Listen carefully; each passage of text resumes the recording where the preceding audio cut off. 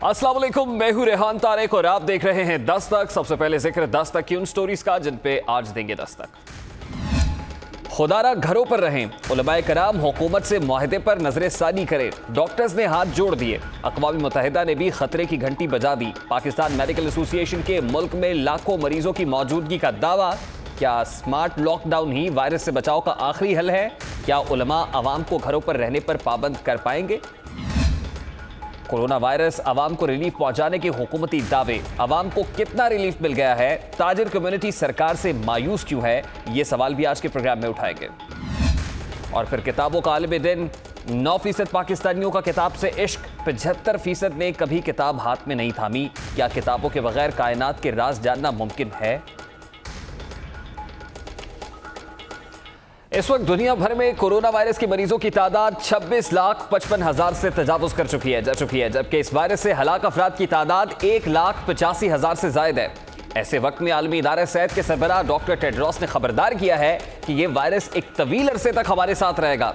मगरबी यूरोप में तो वबा के फैलाव में कमी देखने में आ रही है, लेकिन अफ्रीका, मशरकी यूरोप, वस्ती और जनूबी अमेरिका में इस हवाले से परेशान कुन अशारियां हैं। उन्होंने कहा है कि किसी गलत फहमी में ना रहें, अभी एक तवील दौरानिया बाकी है, एक तवील अरसे तक हमारे साथ रहेगा। Most countries are still in the early stages of their epidemics, and some that were affected early in the pandemic are now starting to see a resurgence in cases. Make no mistake, we have a long way to go. This virus will be with us for a long time. There is no question that stay-at-home orders and other physical distancing measures have successfully suppressed transmission in many countries. But this virus remains extremely dangerous. Early evidence suggests most of the world's population remain susceptible. That means epidemics can easily reignite. One of the greatest dangers we face now is complacency. अब एक जानिब आलमी इदारा सेहत वबा के बेकाबू होने के इशारे दे रहा है, वहीं आज वजीर आजम पाकिस्तान इमरान खान ने भी पाकिस्तान में कोरोना वायरस के मरीजों की तादाद में इजाफे के खदशात का इजहार किया है।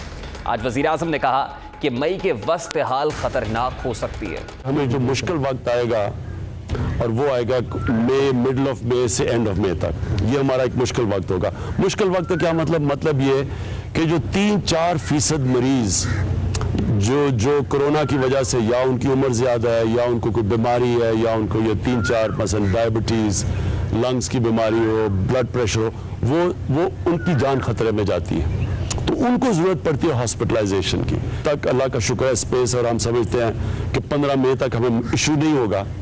लेकिन अगर वो इतना ज़्यादा आ गया हॉस्पिटल पे प्रेशर, जो आप देख रहे हैं इटली में, स्पेन में, न्यूयॉर्क में, तो उस तब हमें मुश्किल पड़ेगी। अक़वाम मुत्तहिदा, वज़ीर आज़म पाकिस्तान और पूरी दुनिया के माहिरीन कोरोना वायरस के मरीजों की तादाद को खतरनाक हद तक बढ़ने के इम्कानात जाहिर कर रहे हैं। वहीं गुज़श्ता रोज़ पाकिस्तानी डॉक्टर्स ने कराची में प्रेस कॉन्फ्रेंस के दौरान हुकूमत से इक़दामात उठाने की अपील भी की, कुछ मुतालिबात भी रखे। आज लाहौर में भी पाकिस्तान मेडिकल एसोसिएशन के रहनुमाओं ने प्रेस कॉन्फ्रेंस की। सदर PM में डॉक्टर अशरफ निज़ामी ने इंकशाफ किया कि पाकिस्तान में टेस्टिंग की सहूलियात नाकाफ़ी हैं, इसलिए कोरोना के मरीजों की तस्दीक नहीं हो रही। इस वक्त पाकिस्तान में कोरोना मरीजों की तादाद हज़ारों नहीं बल्कि लाखों में है। सदर PM ने मुल्क में कोरोना मरीजों की बढ़ती हुई तादाद की असल वजह लॉकडाउन में नरमी को करार दिया। साथ ही उन्होंने हुकूमत, अवाम और उलमाए कराम से रमज़ानुल मुबारक के दौरान एहतियाती तदाबीर इख्तियार करने की अपील भी की है। खुदारा वो तजर्बा ना कीजिएगा जो दुनिया के अंदर वो तजर्बे हो चुके हैं और पाकिस्तान को आप नई तजर्बागाह के अंदर बना रहे हैं। ऐसा ना हो कि हमें इलाज मुआवजा सड़कों के ऊपर करने की भी, और ये याद रहे कि हमारे पास वो रिसोर्सेज नहीं है। आइंदा 2 से 4 हफ्ते हमारे लिए, पाकिस्तान के लिए बहुत अहम है। अहम कोई अच्छी चीज़ के लिए नहीं है, बल्कि उसके लिए कि the things can go worsen. आज जिस तरीके से ग्राफ बढ़ा, 10,000 से हमारे लोग ज़्यादा यहाँ पे अब इफेक्ट हो गए हैं। यकीन जाने ये हज़ारों में नहीं है, ये लाखों में है, लेकिन इससे ये कमतर कतई तौर पे नहीं है। हमारे जो मजहबी स्कॉलर्स हैं उन लोगों ने भी इसके साथ किया है कि तरावी और नमाज ये मस्जिद के अंदर नहीं होना चाहिए। इस ऐलान को, इस मंसूबे को, इस तजवीज़ को जनाब सदर साहब ने और हुकूमत ने जो किया है इसको रिव्यू करना चाहिए और कतई तौर पे हमें वो कोई नया पहिया नहीं ईजाद करना चाहिए। हमारे लिए आइंदा 2 से 4 हफ्ते बड़े अहम हैं और ये केसेस हजारों में नहीं बल्कि लाखों में है। इस हवाले से इंडिया दे रहे हैं सदर पीएम में अक़वाम मुत्तहिदा, आलमी इदारे और डॉक्टर्स कोरोना वायरस से बचाव का वाहिद रास्ता लॉकडाउन को करार दे रहे हैं। वहीं आज पंजाब हुकूमत का आला सतह का इजलास हुआ जिसमें वजीर कानून राजा बशारत, चीफ सेक्रेटरी आजम सुलेमान, सेक्रेटरी दाखिला मोमिन आगा और दीगर ने शिरकत की। ज़राए के मुताबिक लॉकडाउन को सूबे में मजीद 1 हफ्ता बढ़ाने की सिफारिश कर दी गई है। इजलास में इंकशाफ किया गया है कि पंजाब में लॉकडाउन बढ़ने के बाद केसेस में इजाफा हुआ और नरमी करने से अवाम घरों से बाहर निकल आई। दूसरी जानिब चीनी माहिरीन ने हुकूमती कमेटी को मजीद 2 माह तक स्मार्ट लॉकडाउन बढ़ाने की सिफारिश की, जबकि पंजाब के तमाम कमिश्नर्स ने लॉकडाउन को 1 हफ्ता बढ़ाने की तजवीज़ दी। अब सवाल पैदा होता है कि स्मार्ट लॉकडाउन क्या होता है। वज़ीर आज़म पाकिस्तान इमरान खान ने खुद ही स्मार्ट लॉकडाउन की वजाहत की कि स्मार्ट लॉकडाउन किसको कहते हैं। वज़ीर आज़म क्या कह रहे थे उसकी एक झलक आपको दिखाते हैं। अब स्मार्ट लॉकडाउन की तरफ जाना पड़ेगा। स्मार्ट लॉकडाउन का मतलब ये है कि अब हमें खोलनी पड़ेंगी चीज़ें लोगों के लिए। जो छोटी दुकान है या जो कंस्ट्रक्शन, जो लो रिस्क एरियाज हैं, खोलने पड़ेंगे क्योंकि ये डेफिनेटली अब लॉकडाउन हो ही नहीं सकता क्योंकि हम इतने ज़्यादा लोगों तक पहुंच ही नहीं सकते जो लोग मुतासर हैं। यानी हर रेस्टोरेंट्स में, वेटर्स, हर जगह लोग मुतासर हैं। तो जो भी गवर्नमेंट कर रहे हैं हम इतने नहीं पहुंच सकते। लिहाजा ये जो पैसा इकट्ठा कर रहे हैं ये उन लोगों की मदद करेगा जब तक कि लोगों के कारोबार, ये जो कंस्ट्रक्शन शुरू नहीं होती, तो ये उनको जाके फीड करेगा। ये जो एक्स्ट्रा पैसा भी आएगा। जो स्मार्ट लॉकडाउन का मतलब ये कि हम जिधर जिससे हमें पता चला कि आउटब्रेक है तो उधर हम जाके कंट्रोल करें और बाकी हम फिर मुल्क को चलने दें। स्मार्ट लॉकडाउन का मतलब यह है कि दुकानें खोलना पड़ेंगी और मुल्क लॉकडाउन का मुतहम्मिल नहीं हो सकता है। वज़ीर आज़म खुद स्मार्ट लॉकडाउन की वजाहत कर रहे हैं। पंजाब हुकूमत तस्लीम कर रही है कि लॉकडाउन में नरमी से मरीजों की तादाद में इजाफा हुआ क्योंकि लोग घरों में रहना पसंद नहीं करते। शायद यही वजह है कि सिर्फ एक ही दिन में लाहौर के सिर्फ 3 घरों में औरतों और बच्चों समेत 37 अफराद में कोरोना वायरस के मरीजों की तस्दीक हुई है सिर्फ एक दिन के अंदर। और अगर फिरोजपुर रोड की बात की जाए तो आज मैंने खुद इस रोड से गुजरते हुए मुशाहिदा किया है कि यहाँ पर 14 अप्रैल से पहले एक नाका मौजूद था और यकीनन यहाँ पर होना भी चाहिए था। गाड़ियों की तादाद कम थी, लोगों को चेक किया जाता था, लेकिन 14 अप्रैल के बाद जब से लॉकडाउन में नरमी आई है ये नाका बदस्तूर अपनी जगह पर मौजूद है। लोगों को बिल्कुल चेक नहीं किया जाता और गाड़ियों की तादाद में भी होशरुबा हद तक इजाफा हो चुका है। इस हवाले से आज लाहौर के अंदर क्या सूरत हाल रही है, कितने केसेस रिपोर्ट हुए एक ही दिन में, इस हवाले से आपको दिखाते हैं और रिपोर्ट में आप देखेंगे कि कितने मरीज सामने आ रहे हैं सिर्फ लाहौर के अंदर।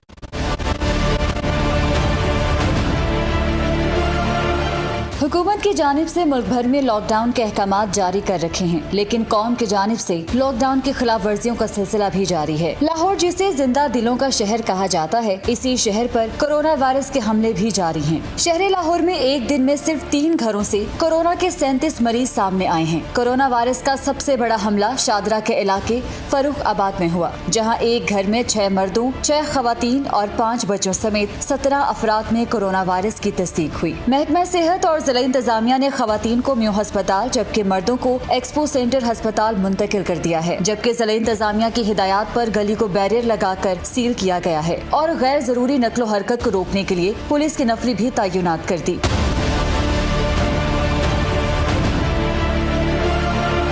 इसी तरह टाउनशिप के सेक्टर 2D1 में एक ही घर के 10 अफराद में कोरोना वायरस के 10 मरीज सामने आए हैं। इसी तरह लाहौर के इलाके सोफियाबाद, अटारी सरोबा गली नंबर 17 के एक ही घर के 10 मरीजों में कोरोना वायरस की तस्दीक हुई, जिसके बाद इलाके को रेड जोन करार देते हुए जिला इंतजामिया की जानिब से मुतल्लिका गली को सील करने का फैसला किया गया है। इंतजामिया ने पुलिस को अटारी सरोबा गली नंबर 17 से गैर जरूरी नकलो हरकत को महदूद करने की हिदायत भी जारी कर दी है। अब एक ऐसे वक्त में कि जब रमजान मुबारक की बाबरकत सातों में सिर्फ चंद घंटे ही रह गए हैं, लॉकडाउन में नरमी कर दी गई है, लेकिन नरमी होते ही वायरस के मर्ज में इजाफा हो रहा है। वज़ीर आज़म इमरान खान तो उलमा के साथ मुआहिदे को हुकूमत की कामयाबी करार देते हैं, जबकि डॉक्टर्स मुआहिदे पर नजर-ए-सानी का मुतालबा कर रहे हैं। ये हकीकत है कि समाजी दूरी और सेल्फ आइसोलेशन ही वायरस से बचाव का वाहिद रास्ता है, मगर उलमाए कराम का इत्तफाक राय ना होना भी मामले को मजीद पेचीदा बना रहा है।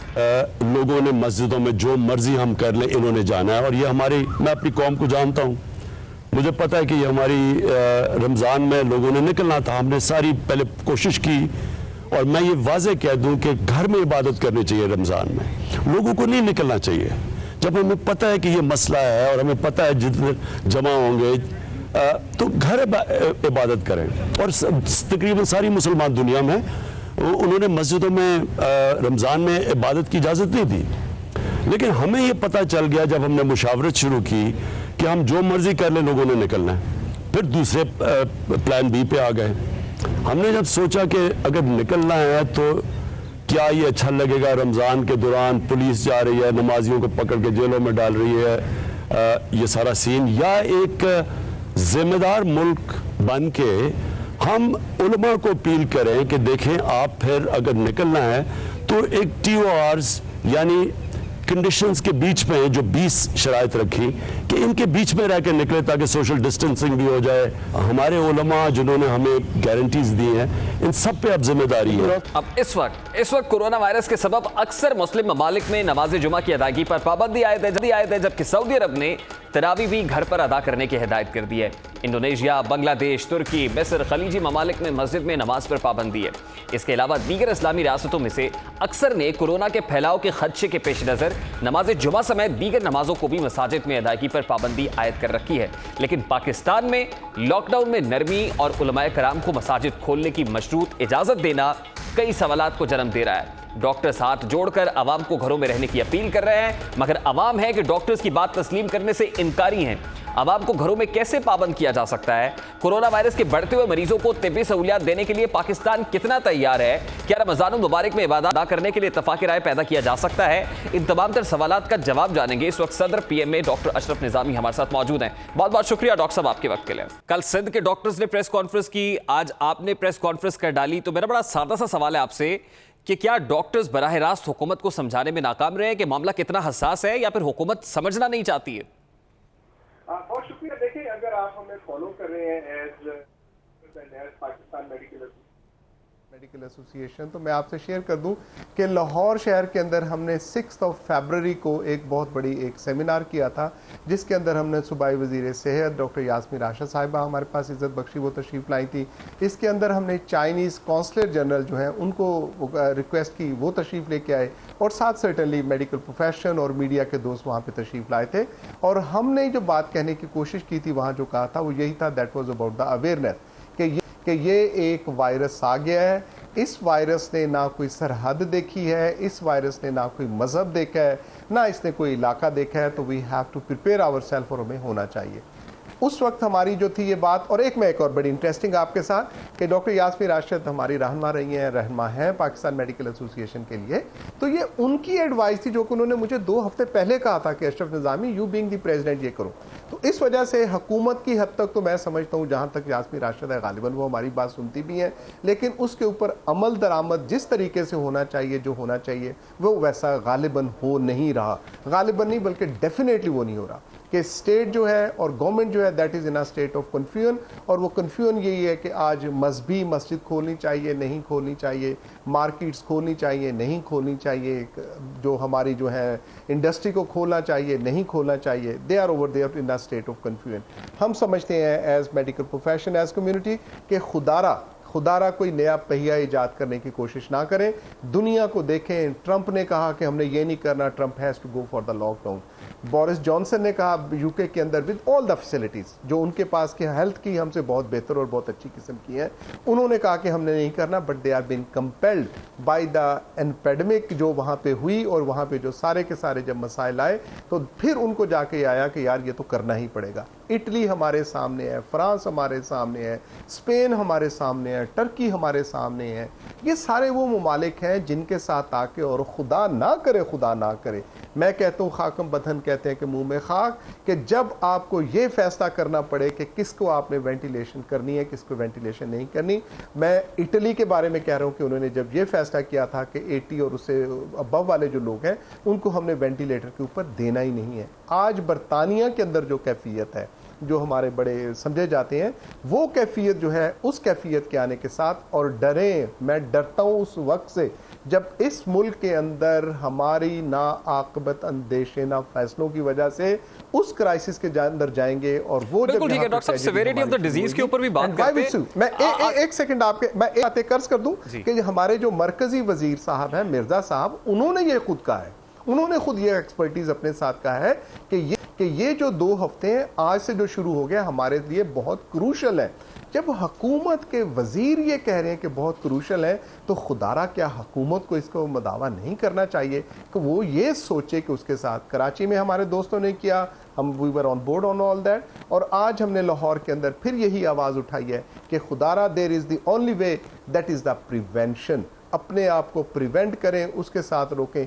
अगर हम प्रिवेंशन के अंदर कामयाब हो जाते हैं तो इंशाल्लाह ताला चीज़ें अच्छी होंगी। We are still in a comfort zone, लेकिन आज ये वक्त आ गया कि ये बढ़ता जा रहा है। और कराची को अगर आप देख रहे हैं तो कराची के अंदर जैसे जा रही है, और हमारा डेथ टोल भी कोई कम नहीं है, इट इज़ अ 2%, जबकि हम अभी इन्वेस्टिगेशंस कर नहीं रहे, डायग्नोसिस कर नहीं रहे हैं। डॉक्टर साहब आप बिल्कुल ठीक है। आज आलमी इदारा सेहत के सरबराह ने भी मई के महीने को बड़ा क्रूशल करार दिया है कि मई में ये पीक जो है वो बढ़ेगी। अब मुझे बताएगा कि आज वज़ीर आज़म पाकिस्तान ने स्मार्ट लॉकडाउन का कॉन्सेप्ट मुतारिफ किया। उनका स्मार्ट लॉकडाउन का मतलब यह है कि दुकानों को अब खोलने की तरफ जाया जाए। और आज सूबाई वज़ीर सनअत मियां असलम इकबाल ने भी कहा कि रमज़ानुल मुबारक में दुकानें जुज़वी तौर पर खोलने जा रहे हैं। तो क्या आप इस स्मार्ट लॉकडाउन के जो आइडिया है उससे एग्री करते हैं?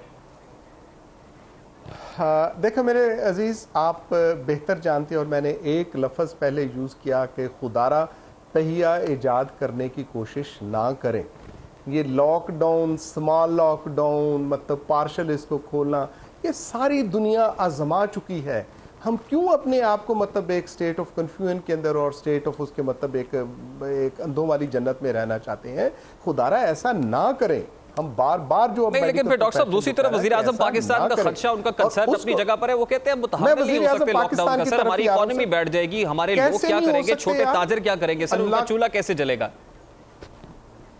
मैं एक कह दूं कि वज़ीर आज़म पाकिस्तान साहब ने पहले ये फरमाया था, यही उनका बयानिया था, तो लॉकडाउन सिंध के अंदर भी हो गया, लॉकडाउन लाहौर के अंदर भी हो गया, पंजाब के अंदर भी हो गया। खुदारा जब आप you are on the helm of affairs you have to think of. अभी तक जो हमारी डेथ टोल जा रहा है that is because of the virus, बीमारी के साथ है, वबा से। कोई शख्स भूख से नहीं मरा है, और हम लोग तो अल्हम्दुलिल्लाह दुनिया के अंदर नंबर 2 पे हैं चैरिटी के अंदर आके। और रमज़ान शरीफ का महीना है, मुझ जैसा गुनाहगार आदमी भी चाहता है कि इसके अंदर कोई ना कोई चैरिटी कर दे। अपने आप के रवैये हमें देखने की ज़रूरत है, हुकूमत को अपने रवैये देखने की ज़रूरत है कि लोग भूख से मरेंगे तो क्यों मरेंगे भाई, मुझे अपने गिरेबान में देखना है, हुकूमत को अपने गिरेबान में। लेकिन डॉक्टर साहब now people have started taking it very easily, मतलब अब लोग सड़कों पर निकल भी रहे हैं। आपने देखा 14 अप्रैल से पहले सूरत हाल कदरे मुख्तलिफ थी, लोग घरों में महसूर थे, लेकिन 14 अप्रैल के बाद से ड्रास्टिक चेंज आया है। सड़कों पर गाड़ियां रवां दवा दिखाई दे रही हैं, लोगों ने कारोबार भी खोलना शुरू कर दिए हैं। तो अब जो सूरत हाल है वो पहले से बहुत मुख्तलिफ। और अब जब माह मुकद्दस आने जा रहा है, अब नमाज तरावी भी होगी, मसाजिद के अंदर इज्तिमात भी होंगे, और फिर वज़ीर आज़म पाकिस्तान ने आज खुद कहा है कि हम कैसे रोक सकते हैं लोगों को, हम ताउन की अपील कर सकते हैं कि वो मस्जिद में ना जाए। तो फिर आप क्या फोर्सी कर रहे हैं, आपका प्रोटेक्टिव मॉडल क्या कहता है डॉक्टर साहब कि केसेस कितने बढ़ेंगे? एक में बड़ी अजीब सी बात है कि एक वज़ीर आज़म मुल्क का ये कहे कि हम कैसे रोक सकते हैं। इतनी बेचारगी के अंदर हम आ गए हैं यार कि हुकूमत के साथ कि हम एक ही हमने जो बात कहते हैं एज पाकिस्तान मेडिकल एसोसिएशन, और मैं as Ashraf Nizami, and I stand by my words कि there is the need of the state, writ of the state, writ of the government. जब तक writ of the state, writ of the government नहीं आएगी, मसाइल हल नहीं होंगे। इनका अगर मुझे पूछेंगे तो मुझे तो अपना पेट और अपना अजीज ही प्यारा लगेगा, लेकिन जब गवर्नमेंट ने देखना है, जब स्टेट ने देखना है, तो उनको देखना है कि क्या, मैं दूसरा सवाल इसको दूसरी तरफ से देख लेते हैं कि ये वाली तो मुतहम्मिल नहीं हो सके। वज़ीर आज़म साहब ने फरमा दिया, क्या वज़ीर आज़म साहब के जो इर्द गिर्द लोग बैठे हुए हैं को वो नहीं बताते कि इसका जो क्राइसिस आगे चल के जो आएगा, क्या ये मुल्क उसका मुतहम्मिल है? क्या मुल्क इसका मुतहम्मिल है कि हमारे पास बेड्स हैं जिनको हम इलाज मुआवजा कर सकेंगे? क्या ये मुल्क इसका मुतहम्मिल है कि हमारे पास डॉक्टर्स, हमारे पास नर्सेज, पैरामेडिकल स्टाफ है जो कि इस वबा के साथ जाकर इलाज मुआवजा वो कर सकेंगे? क्या हमारा मुल्क इसका मुतहम्मिल है कि जिनको हमने वेंटिलेशन की खातर, और बड़ा हरफे आम में है कि जी वेंटिलेटर, बिल्कुल ठीक है, उस कैपेसिटी को आपसे बेहतर कोई नहीं समझता। आपको पता है कितने वेंटिलेटर्स हैं, कितने टेस्टिंग किट्स हैं, हमारी इस्तेदाद कार क्या है। आपने बोरिस जॉनसन की बात की, सर आपने सदर ट्रंप की बात की। जिस वक्त सदर ट्रंप आते हैं प्रेस ब्रीफिंग के लिए तो उनके उनके साथ डॉक्टर्स की एक फौज खड़ी होती है, उनका अपना पैनल होता है, डॉक्टर एंथनी फाउची खड़े हुए होते हैं। क्या हमारे यहाँ डॉक्टर्स और हुकूमत अरबाब इख्तियार सेम पेज पर नहीं है कि ये तमाम तर बातें एक जगह पर बैठ के कर ले? डॉक्टर्स को अलग से प्रेस कॉन्फ्रेंस करना पड़ती है, हुकूमत अलग से प्रेस कॉन्फ्रेंस में कुछ और कह रही होती है, डॉक्टर्स कुछ और कह रहे होते हैं। मैं समझता हूँ, देखें, दो ही चीज़ें होती हैं कि आपके मुआविनीन हैं और बहुत लंबी वहाँ फौज है वज़ीर आज़म के दाएं बाएं आगे पीछे, जो कि डॉक्टर्स और प्रोफेशनल्स की डेफिनेटली है। लेकिन अगर वो नताइज हासिल नहीं कर पा रहे जो कि होने चाहिए, करने चाहिए, तो फिर मैं आपके तवज्जुह से, और आप मुझसे ज़्यादा समझदार हैं, तो क्या करेंगे? आप अपनी टीम को बदलें। मीन बाई के उस टीम की ना तो कोई अंडरस्टैंडिंग है, ना उसके अंदर कोई विल है। उसको जब तक ये नहीं करेंगे और उसको तब्दील नहीं करते हैं, तो उस वक्त तक कोई अक्लमंदाना, कोई दानिशमंदाना फैसले की तवक्को मैं नहीं समझता। और आज मैं फिर ये गुजारिश करूँगा तमाम अकाबरीन से, हुकूमत से, इंस्टीट्यूशन से, chief justice of supreme court of Pakistan से, कि खुदारा ये हुकूमत जिस तरफ धकेल रही है उसको इसका अहाता नहीं है, इसको अंदाज़ा नहीं है। मुझे नहीं मालूम ये जानबूझ के इग्नोरेंस के अंदर कर रहे हैं या डेलिब्रेटली किया जा रहा है, कि जिसके लिए WHO का हेड जो है, अमेरिका ने, पता है ना, उसकी इमदाद बंद कर दी है, चूंकि अमेरिका के मुताबिक उसने सारी चीज़ें नहीं की थी। लेकिन even then today what he has said about it, कि मई का महीना है और इसमें लाखों नहीं करोड़ों के अंदर लोगों ने दुनिया के अंदर जाना है, और पाकिस्तान में अल्लाह ताला माफ़ करे, माफ़ करे, माफ़ करे, लेकिन ये हज़ारों में नहीं, ये लाखों के अंदर तादाद जानी है। और याद रखें कि 2% ऑफ 22 करोड़ ये छोटी सी नंबर नहीं निकलता। आप जरा इसका नंबर निकाल के देख लीजिएगा। आज भी जितने हम टेस्टिंग कैपेसिटी के, अभी तक 22 करोड़ के अंदर हम 20,000 की कैपेसिटी पे भी नहीं पहुंचे, बावजूद इसके कि हम पूरी की पूरी तवानाई के साथ जा रहे हैं। विद द लिमिटेड रिसोर्सेज हमारे पास सिर्फ और सिर्फ, मेरे अजीज, एक ही रास्ता है, और वो रास्ता है प्रिवेंशन का। और प्रिवेंशन को लफ्ज़ अब कोई ऐसे करके इनको लगता है कि if we call it about a lockdown, ये लफ्ज़ अच्छा नहीं लगता, तो इस लफ्ज़ का कोई और सोच लीजिएगा। उसके लिए आप ये कह लें कि हमने अपनी एहतियात करनी है, हमने घर में रह के इबादत करनी है, हमने अल्लाह अल्लाह ज़्यादा करना है, अपने बच्चों को, अपनी फैमिली को ज़्यादा वक्त दे देना है। कुछ आप और सोच लीजिए। अगर ये लफ्ज़ आपको एक मेडिकल प्रोफेशनल्स की तरफ से लॉकडाउन से कोई ऐसे हो गए, नहीं जी, फिर सोच रहे हैं कि हम टाइमली बार बार करके खोलेंगे, पहले हम ये दुकाएं। देखिए कितने अकल के वो होंगे कि जिन्हों के हजाम हजरात को ये कोई इजाज़त दे दी कि हजाम खोल दें।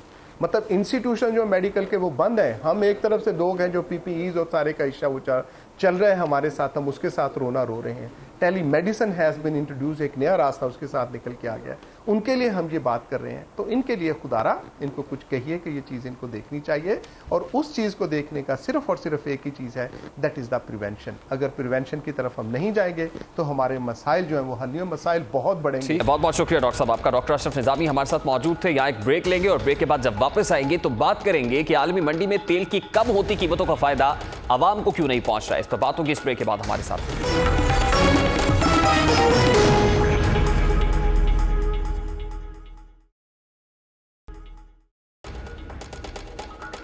Welcome back. दुनिया की नज़र में तेल एक कीमती खजाना है। इसी खजाने के हुसूल के लिए कई जंगें भी लड़ी गई हैं। अगर तारीखी पस मंजर में देखा जाए तो जंगे अजीम 2 और हिरोशिमा नागासाकी के पीछे भी तेल की भूख थी। लेकिन कोरोना वायरस और लॉकडाउन ने दुनिया को यह बता दिया है कि तेल की कीमत शायद कुछ भी नहीं है, और वक्त आने पर इसकी कीमत पानी से भी कम हो सकती है। कहते हैं जो खुद को बदलाव के लिए तैयार नहीं करता है, जो दुनिया में अपने आप को चेंज के लिए तैयार नहीं रखता है, उसे इसकी भारी कीमत चुकाना पड़ती है। कामयाबी उसी मुल्क और माशरे को नसीब होती है जो खुद को ज़माने के साथ बदलता है। इसी तरह इस वक्त दुनिया ये बात तस्लीम कर रही है कि इस वक्त कामयाब वही मुल्क करार पाएगा जो कोरोना वायरस से बचाव की वैक्सीन तैयार कर लेगा, जबकि माजी में कामयाबी की जमानत तेल को समझा जाता था। यानी इस वक्त वही कामयाब होगा, वही बचेगा जो कोरोना वायरस की वैक्सीन तैयार करेगा, और माजी में यह समझा जाता था कि वही ताकतवर है जिसके पास तेल के कुएं हैं। अमेरिका बदलाव से इनकारी रहा है, बल्कि खुद को आलमी ट्रेंड सेटर भी समझता था, मगर आज अमेरिका तेजी से बदल रहा है। 1875, अगर तारीख का सहारा लिया जाए तो 1875 में अमेरिका में क्रूड ऑयल यानी खाम तेल दरियाफ्त हुआ। फिर इसको रिफाइन करके ही काबिल इस्तेमाल बनाया जा सकता है, और बनाया गया। कोरोना वायरस की वबा के बायस दुनिया भर में लॉकडाउन की वजह से आलमी सतह पर तेल की खपत और तलब में बहुत कमी आई है, और तेल की मंडी क्रैश कर गई है, जिसके नतीजे में तेल साज कंपनियों को किराए पर टैंकर्स लेकर इजाफी तेल को जखीरा करना पड़ रहा है। और इस सबब से अमेरिका की तेल की कीमत मनफी सतह तक गिर गई है, क्योंकि वहां पर जो तेल वाली कंपनियां हैं उनके पास तेल को स्टोर करने के लिए टैंकर्स कम पड़ गए हैं, जगह कम पड़ गई है। जहां एक तरफ दुनिया भर में कोरोना वायरस की वजह से मईशत सुस्त रवी का शिकार है, तो वहीं एक ताज़ा तरीन सूरत सूरत हाल की वजह से पाकिस्तानी मईशत पर मस्बत असरात मुरतब होने की तवक्को भी की जा रही है। एक तरफ तेल की गिरती हुई कीमतें हैं तो दूसरी तरफ पाकिस्तान के लिए इसे ब्लेसिंग इन डिस्गाइज भी करार दिया जा रहा है। इसकी वजह आलमी मंडी में तेल की कम होती कीमतों को करार दिया जा रहा है। माहिरीन इक्तिसादियात का कहना है कि पाकिस्तान के लिए लॉटरी निकल आई है और तेल की कीमतों में कमी से मुस्तकबिल करीब में अवाम को और तेल पर मुनस्सर सनतों को भी फायदा हासिल होगा। पाकिस्तान में 13 से 14 अरब डॉलर्स का तेल और LNG दरामद किया जाता है। आलमी सतह पर तेल की कीमतों में 30 से 40% कमी से मुल्क को सिर्फ तेल की मसनूआत दरामद करने पर 4 से 5 अरब डॉलर्स की बचत होगी। पाकिस्तान को बैरूनी अदायगियों के मद में भी 2 से 3 अरब डॉलर्स या इससे ज्यादा की बचत हो सकती है। पाकिस्तान की मौजूदा हुकूमत को IMF की शराइत पर अमल दरामद में भी मदद मिलेगी, जिनमें महसूलात में इजाफे और फिर महंगाई को कम करने जैसे चैलेंजेस दरपेश थे, क्योंकि तेल की कीमत मुल्क में मजमूई तौर पर महंगाई की शरह में कमी वाक़ई करेगी। अब यहां सवाल पैदा होता है कि क्या हुकूमत इसका फायदा आवाम को पहुंचा पाएगी? क्या हुकूमत तेल की कम होती कीमतों को सिर्फ अपने ज़र मुबादला के ज़खायर बचाने के लिए इस्तेमाल करेगी? इस अहम नुक्ते पर बात करेंगे। इस वक्त माहिर इक्तिसादी अमूर डॉक्टर वकार मसूद हमारे साथ मौजूद हैं। बहुत बहुत शुक्रिया डॉक्टर साहब आपकी कीमती वक्त के। इस वक्त तेल की कीमतें गिर रही हैं, मनफी की सतह पर पहुंच गई, तेल पानी से भी सस्ता करार दिया जा रहा है। ऐसे में बड़ा सादा सा सवाल है डॉक्टर साहब कि आम आदमी ये एक्सपेक्ट कर रहा है कि पाकिस्तानी हुकूमत तेल की गिरती हुई कीमतों के जो असरात है वो हम तक भी पहुंचाएगी, आवाम को भी रिलीफ पहुंचेगा। तो आपको क्या दिखाई देता है, क्या इस वक्त हुकूमत इस पोजीशन में है कि गिरती हुई तेल की कीमतों के जो असरात हैं वो आम आदमी तक भी पहुंचा पाए? बहुत शुक्रिया। देखें, उसूली तौर पर तो ये कोई फैसला ही नहीं है, वो तो देना चाहिए लोगों को, ये उनका इस्तेहकाक है। आलमी कीमतें जब गिर रही हैं और आप जितना टैक्स ले सकते हैं वो ले रहे हैं, उसके बाद क्या गुंजाइश रह जाती है कि आप लोगों तक इसको ना पहुंचाएं। और यही इस वक्त ये ज़बूहाल मईशत को अगर बहाल करने के लिए अल्लाह की तरफ से कोई रहमत है तो ये उसमें से एक रहमत है। लोगों के पास आजकल तो वैसे ही मतलब कोई इस्तेमाल नहीं कर रहा, लेकिन जब मईशत का पहिया चलेगा और ये कीमतें कम हुई तो लोगों के हाथों में इजाफी इनकम आएगी, क्योंकि उनका खर्चा इस अहम तरीन जरूरत के ऊपर कम हो जाएगा और वो इजाफी जो उनके पास रकम होगी वो उसको खर्च करेंगे और दीगर अशिया की मांग को बढ़ाने में, और उससे मईशत का पहिया आगे बढ़ेगा। इस वक्त जो है इंशाअल्लाह ताला, अब देखिए मैं तो पहले भी इसकी बहुत जरूरत का एहसास दिलाता रहा हूँ अपनी तहरीरों के अंदर कि हमें जो है इंतजार नहीं करना चाहिए कि महीना शुरू होगा तब हम जाके करेंगे। अच्छा, अभी ये भी एक बदकिस्मती हो रही है कि हमने जो है ज्यादा तेल नहीं मंगाया है इन दिनों में जब कीमतें गिरी हुई हैं, क्योंकि हमारे पास स्टोरेज के मसाइल हैं।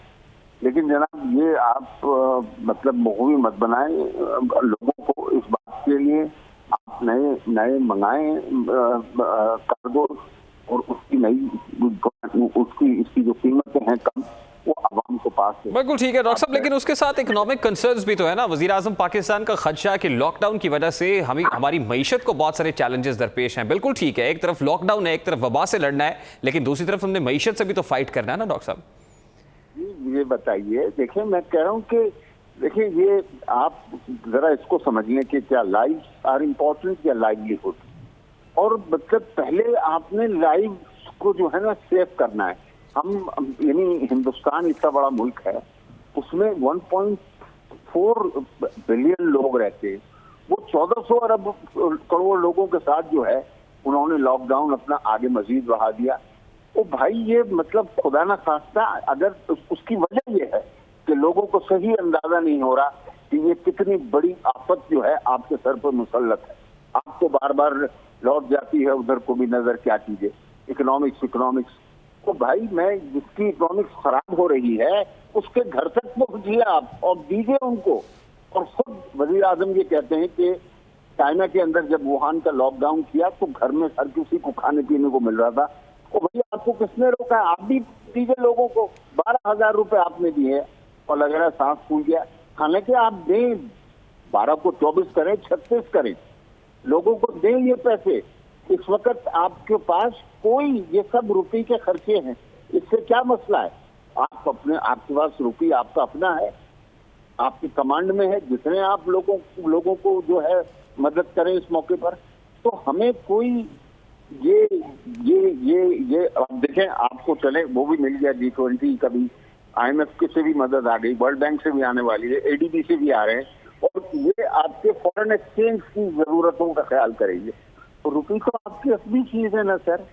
आज जहां मांग बिल्कुल डेसिमेटेड है, खत्म हो गई है, आप उस मांग को, असल मसला आपका उस मांग को पैदा करना है, और अभी भी बिजली पैदा करने वाले काम कर रहे हैं, गैस वाले काम कर रहे हैं, और ग़िज़ा से मुताल्लिक सारे काम जो है वो हो रहे हैं, और वो लोग खुले हुए हैं जिनके स्टोर्स जो है जो ये काम बेच रहे हैं। तो भाई ये ऐसा तो लॉकडाउन नहीं है कि जिसमें आपने हर चीज, जो वुहान वाला है वो अभी भी जो है हर कोई इस पर राजी है कि इन चीजों के लिए जो है लोगों को काम करने दें। चलें, आपने एक्सपोर्ट को भी खोल दिया, लेकिन मतलब कंस्ट्रक्शन का काम इस वक्त शुरू हो सकेगा। चलें, कहीं एहतियात के साथ आप कर लें, और ये जो सारा मसला हुआ है नमाजों वगैरह का, इसमें भी हमारा जहन साफ नहीं है। शायद दुनिया में हम वाहिद मुल्क होंगे, या मतलब जो है शायद बांग्लादेश हो, इसके अलावा जो है कहीं और मैं नहीं समझता कि जहन में खलजान होगा कि भाई इस आफत के होते हुए आपको घर बैठना चाहिए, ना कि आप निकल के बाहर जाएं और अपने आप को जहमत में डालें या किसी दूसरे को। ठीक है, बहुत बहुत शुक्रिया डॉक्टर साहब आपका। माहिर इक़्तिसादी अमूर डॉक्टर वकार मसूद हमारे साथ मौजूद थे। गुफ्तगू आपने सुनी। यहाँ एक ब्रेक लेंगे और ब्रेक के बाद जब वापस आएंगे तो बात करेंगे कि 75% पाकिस्तानी किताबों से क्यों दूर हो रहे हैं। इस पर बात होगी इस ब्रेक के बाद हमारे साथ।